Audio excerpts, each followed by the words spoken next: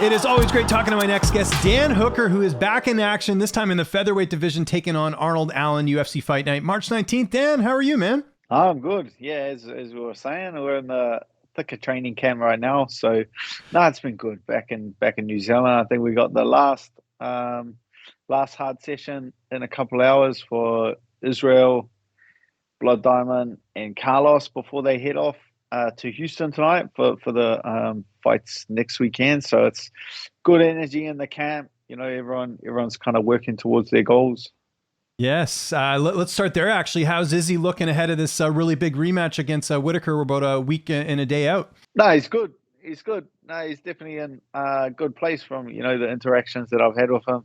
He's definitely, I guess like with a rematch, especially the way that the first fight went, you can kind of not necessarily underestimate your opponent, but you can, take it a little bit lightly because, if you, put on such a dominant performance like that, it might be hard to get up for the training, but he's not like that. Like he said to me this morning, he says, I'm nervous. It's good, like he's got like that nervous energy, which you need and which, some fighters do miss when they're coming up for a rematch like that. So it's good. He's definitely in a good place. I was telling you off air, I saw your interview with my buddy John Coe, and I know, you'd been talking about potentially dropping to 45. You did the test cut and all that. I was just curious, when was the thought of dropping to 45 coming across sort of your mind and your radar? Because I remember interviewing you before you fought Gilbert Burns. This was in Vegas for that fight, and I remember thinking, like, you're probably never going back to featherweight. So what changed your mind? I guess like it just progressively has been like easier and easier to get down to 55, and like it's just become like the team around me, kind of the pit crew as I call them, like they're just getting better and better, and so it's just been I've been sitting lighter and lighter and living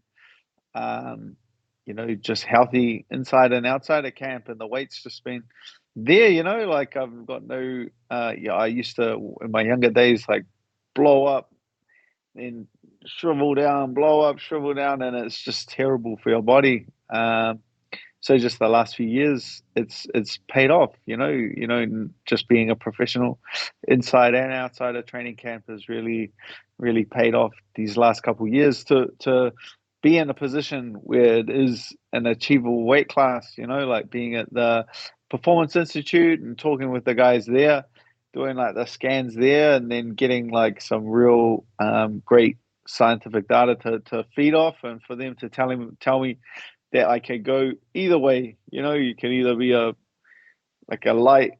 lightweight or a massive featherweight. So it's like you have to pull out all the stops. I guess it's time to do everything and just just maximize everything.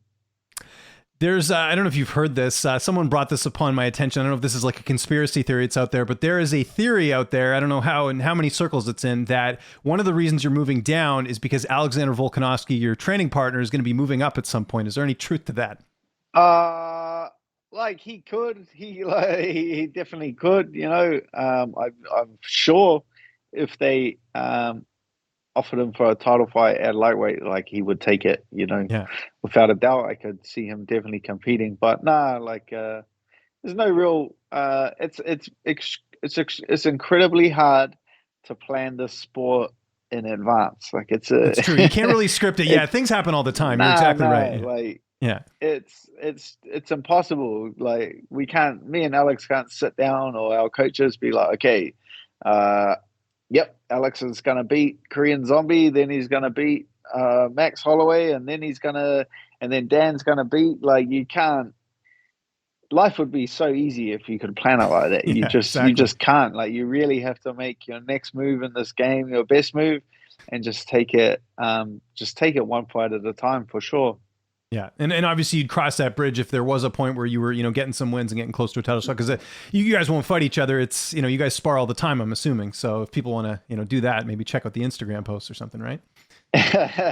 Yeah, like we're both in that same boat. Like we'll cross that bridge if and when we need to address it. I just feel like there's no need Yeah. to cross it for the next 12 months. I got a lot of tough fighters to get through before I'm in a position like that. And we just had a pretty pivotal featherweight fight a few weeks ago. It was Calvin Kattar getting it done over Giga Chikadze. What did you make of that fight? Because Chikadze was the favorite going in. Kattar hadn't fought in a year. What did you think of Kattar's performance? Yeah, I kind of had the fight going. How the first, yeah, it was like a pivotal takedown in that first round where he scrambled and didn't let back and got Sana build up some kind of lactic acid in his muscles. But yeah, he's definitely shown like a way to beat Giga. Like Giga was undefeated in the UFC before that. I'm sure he'll be back, make some small adjustments, and he'll be back fighting for the top.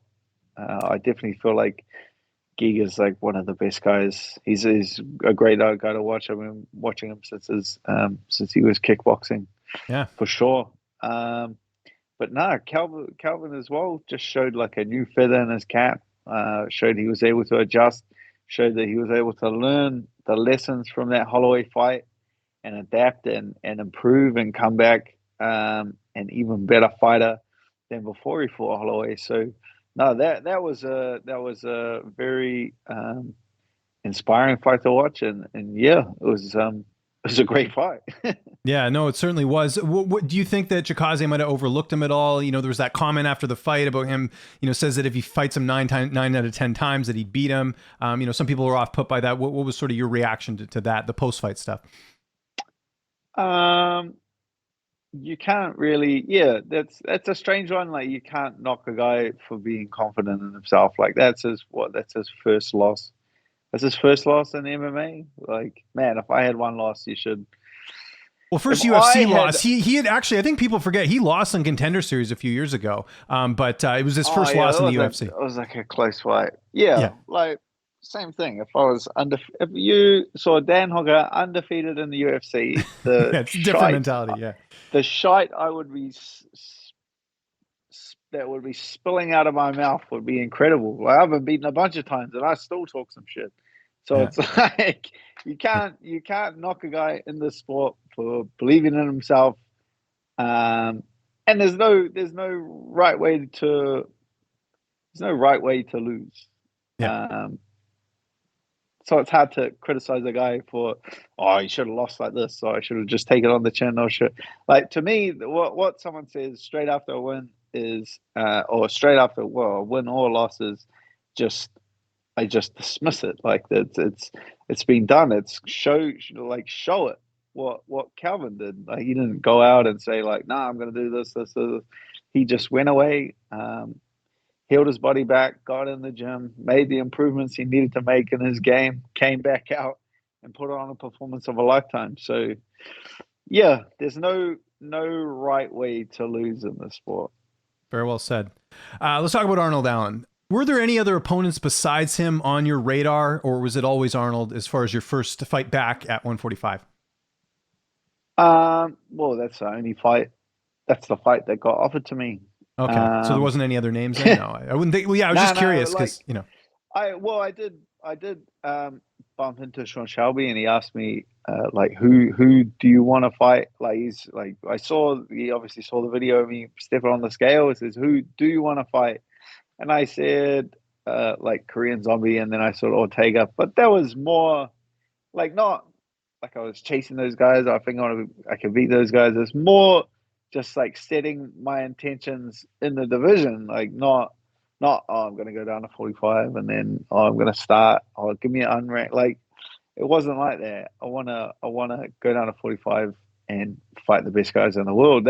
That's my intention. I said that, and he obliged by giving me an opponent on an 8 fight win streak in the UFC, which is it's hard to deny anyone with an 8 fight win streak in the UFC that they're not positioning themselves for a title shot. Like Yeah. that a win streak like that, especially against the guys that he's beaten, is hard to deny. That they're in line for a title shot. So those are the guys that I want to compete against. Does it add a bit more that you're going into his backyard? You know, he's a UK fighter. You're going in there, you know, ready to spoil the party. Does that add a bit more to this matchup, or doesn't matter to you? Oh, I love absolutely everything about this fight. Gets me excited. I love, um, I love everything about this. I'm incredibly excited for everything. The move down to the move back down to featherweight is exciting for me. An opponent who's undefeated in the UFC, like Arnold Allen, like that's another one. Going into his hometown in a sold out arena, heading over to the UK and getting to perform for fans that I haven't had the chance to perform in front of in the flesh before. So everything about this fight um, is getting me up. You know, this is just a opportunity. Like I was like 2 days into a hotel quarantine when I got the message about this fight. You know, I still was looking at like 10 days I know it's of sitting brutal. in a room and I was like, I can't pass this up. You know, I can't give up an opportunity like this. This really gets me excited. Yeah, no, I bet. Yeah, and kind of on that note, like how long has camp been at City Kickboxing? Because you mentioned it there. I mean, you've had the worst luck out of anyone when it comes to the COVID restrictions, like as far as being, you know, quarantine and all this stuff. So how long has it been that you've been at City Kickboxing? Do you know? I've been back for I want to say 3 weeks. So I pretty much like it's pretty much my camp. Like I do like a 9 week like a 9 week training program leading into a fight. So it's pretty much I came out of quarantine and just straight balls to the wall, straight into training camp, straight into diet, straight into everything. So it's been no, yeah, like I was like coming back to New Zealand just to catch up with everyone, like my friends and family and things like that. But I just came out and I just put my head down and I've been working and moving towards that goal. Like your time in the sport can change in an instant. Like your future in this game can be taken from you, and like there's no for me, and my thinking, there's just no time to waste. If I'm physically healthy, then there's no excuse for me to get in the gym, put that work in, and reap the rewards. There'll be plenty of time um, to sit around and smell the roses once this has all been and gone. But for now, like I'm just excited to get out there and perform. Today is February 3rd, the time we're recording this. How's the weight right now? How's everything going? No, it's good. It's good. Like it never like I did the test cut. That was fairly straightforward, and then it's not been like very difficult for me. It's yeah, it's a bit. It's easy to do that weight cut when you're not in like a training camp. Like that's a lot easier. Like the questions then become how you're fueling your body in training camp. But no, it's been fine. It's actually going. It's actually going. I'm gonna touch some wood. It's been going really well. I'm like a month ahead of schedule. So yeah. There's not. It's not a concern of mine at all just yet. Will your corner be the same? Who's going to be in the cage with you that night? Um, I'm not sure. I'm not Yeah, I guess sure. we're still a ways out, right? Yeah, that's got to get It's finalized. yeah. Oh, it's just a funny one. Like New Zealand just announced like we can come and go, but after like a certain date. So all my coaches are heading over with Israel and the boys for their fights, and then I believe they can't return to New Zealand until early March or March 13th. So whether they hang out in America and then fly over to the Right, that makes UK to sense. be with Yeah. me, like I've got it's just absolutely above my pay grade. Like I'm focused on I'm focused on like what I can control, and that's me and preparing. Like worrying about that sort of stuff is really my coaches. That's up to my coaches. Yeah, that makes sense. How do you envision the fight playing out on March 19th? Um, he's a really tough fighter. He's a really good fighter. Like now that um kind of just coming into like scratching the surface into having a look at his game and breaking him down. It's a fight that really intrigues me and really excites me. Um, he's very well rounded. He's good everywhere.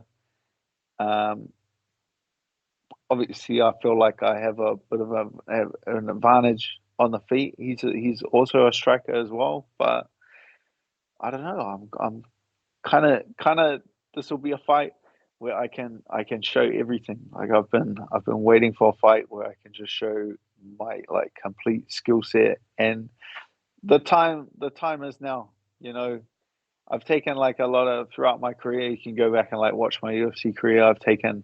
I've made like huge adjustments, like just randomly switching southpaw, and then I'm gonna wrestle, then I'm gonna do all these things, and they're all kind of moving towards like a final goal. I'm not just like doing these, taking these big risks and taking on these big challenges purely to test myself. Like you want to like trying out new things, uh, putting new feathers in my cap. But I really feel like it's coming to a time now where it's time to really create an outstanding performance that I feel like justifies my skill set.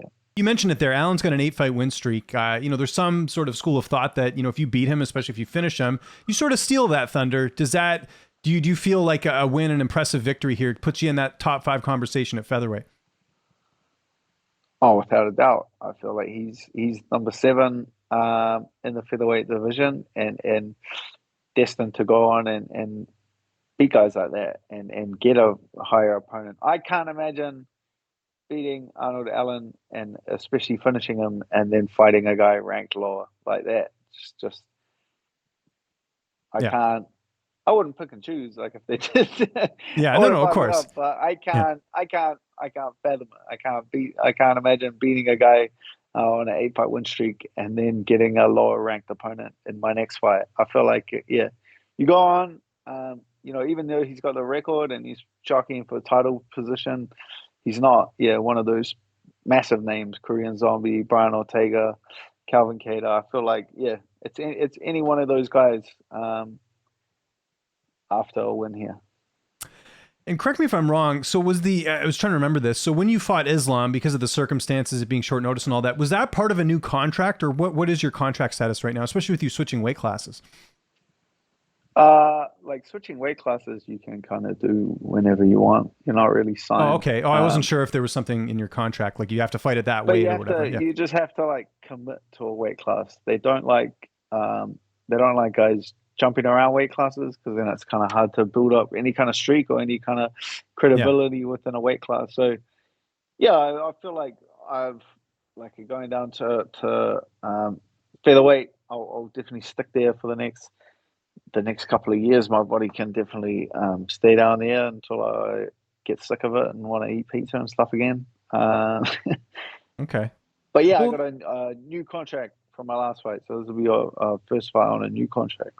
oh, great. Okay, yeah, I wasn't sure about that, so that makes sense. Let me ask you this, because I believe you're still ranked at lightweight. Do you think that they should take that ranking out? If you, like you just said here, you're committing to a new weight class, should they take you out of the ranking, or should they leave you in the ranking until this fight happens and then put you in featherweight? How do you think that should work? Because the rankings are kind of weird the way they do it. Yeah, well, that's the way they do it, right? They wait till you actually fight in the weight class before they shift you out of it. So Okay, yeah, you it's should. not Okay, fair enough. it's not done till it's done. I want to keep my little number there, and then I get a new little number after this fight. For sure. And plus, it looks cooler on the broadcast, right? When they It have your looks like graphic. way cooler. Yeah, to have It that just ranking. looks That's a good way point. I cooler. never thought of it that way. Yeah, it's all about the clout on the broadcast. It's good. A couple other just quick things I wanted to mention. Did you see this Jake Paul diss track on Dana White? I don't know if you've been following this at all. Uh, He did like a I rap did, track. I did see the video. Like, I understand like what the guy's doing. It's he put some serious effort into these things. Like, I really just don't have the follow through to spend the money producing. I can't imagine. I can't fathom spending the money to produce a diss track like that. But you definitely understand why he's making millions and millions of dollars boxing, because his just understanding of how people think and what people love to click on is next level. Did you hear Bryce Mitchell's rap track? He's in your division now. No, I haven't heard. I haven't heard it. He announced it. I was on. I think I was on Helwani, and he announced like that. They were talking about that before I came on, and I haven't listened to it yet. That is on my to-do list. I want It's to hear. good. It's good. I'm like unbiased, Yeah, honestly. I thought he did a really good job. I was actually blown away I've with heard how it was good he is. good. Like Yeah. everyone was saying it was good. Now you have my second great reference. Like I'm gonna have to listen to it.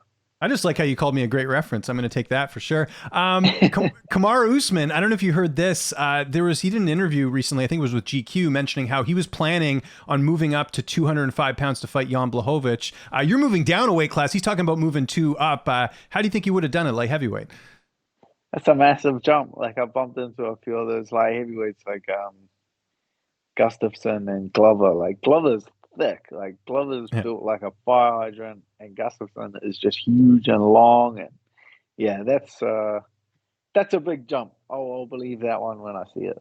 Yeah, I don't think the UFC would have let that happen. Got to bring it up. I know you're kind of tired of talking about it, but is there any update with Jon Jones? I know you were kind of having fun with it. I think people took it a little bit too seriously, and then I know just your nature to kind of be a funny guy. But what has there been any updates since the last time you guys sort of went back at it? An update? No, like that's the amazing thing about the Twitter space is that whatever happens is in a public space. Mm-hmm. So yeah, everyone can kind of see that is done and dusted.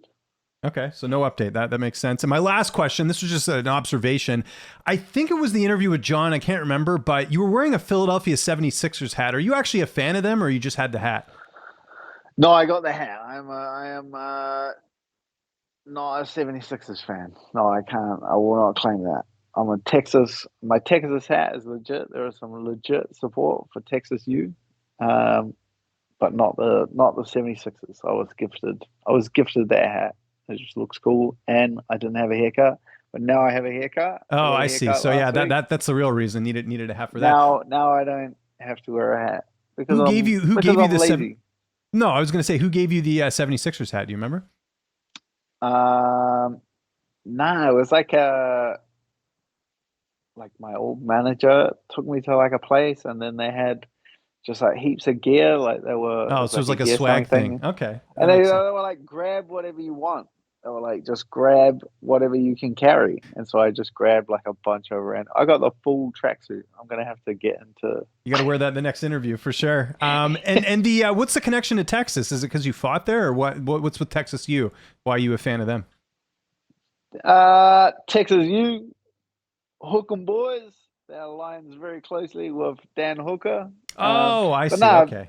I've been to Texas a few times, fought in Texas twice. Incredible place, incredible people. I absolutely love Texas. I love how seriously they take their freedom down in that space. I feel like my heart's in Texas. I travel to a lot of different places. I'm a Kiwi, I'm New Zealander, through and through. But my heart, I'll always have a place in my heart for Texas. Love it. Dan, thanks so much for doing this. Always a pleasure. If there's anyone you want to thank, sponsors, any social media, anything you want to plug, I'll give you the last word. Oh, thank you. Thank you. That's what I want to thank. Thank you for having me on, James. I appreciate it. Make sure to subscribe to the LowKick MMA YouTube channel for all the latest news, event previews, and interviews with some of the biggest stars in MMA.